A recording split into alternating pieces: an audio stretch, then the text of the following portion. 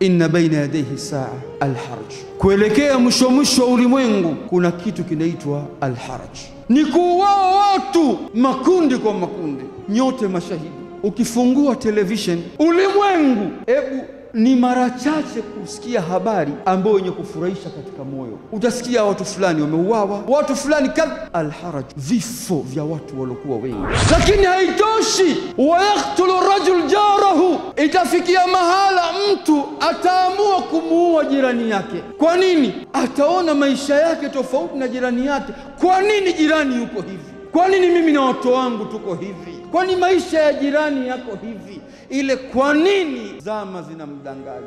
Ikifikia hapo, hakuna maamuzi atakayoyafanya katika moyo wake, ni kwa sababu tu ili apunguze yale alokuwa nayo katika kifua chake cha chuki alokuwa nayo, ataamua kwenda kumuua jirani yake. Na Uislamu ni haram kumuua jirani yako.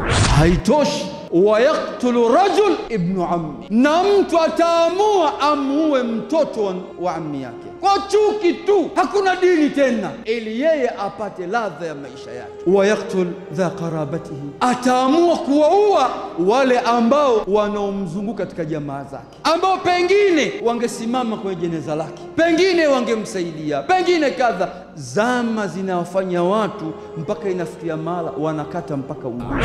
Tunajua kufa kupo, lakini sio kwa dhati. Ndio maana lao tungelijua kuna ibra ya kufa kweli, na kuna maisha ya kaburini, na maisha ya kusimamishwa kwenye mahakama ya Allah, wallahi wa billahi wa tallahi, dini hii ingelikuwa juu na izza. Lakini kwa sababu dini yetu ni dini ambayo tumejikuta kama tu kwenye mila, sio dini ya dhati ya kweli, ya uchungu wa dini walokuwa nao masahaba. Walikuwa wako tayari kutoa mali zao zote dini isimame. Sisi tuko tayari kutoa. Umeingia msikitini na 30,000, uko tayari wewe utoe shilingi 15,000 ugawane na Allah nusu kwa nusu, au taangalia chenchi iliyokuwepo ndio kutoa sadaka kusaidia watu. Alqaidun fiha khairu min alqaim, yule ambaye aliyeketi ni bora kushinda yule ambaye aliyesimama. Walqaim fiha khairu min almashi, hata yule ambaye aliyesimama ana ubora mbele ya Mola wake katika zama za fitna kushinda yule anayetembea. Walmashi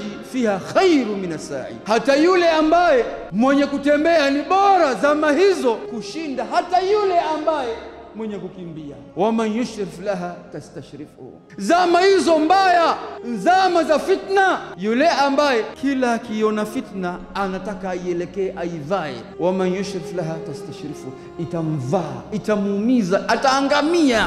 Waman wajada malja au maadh falyadhu bihi, lakini yule ambaye atakayejichunga katika mipaka, akaona ulimwengu usimdanganye, akaingia kwenye fitna, akatafuta upenyo, akajikinga kwa Mola wake, ni bora kushinda yule ambaye atakayeingia kwenye fitna hizo.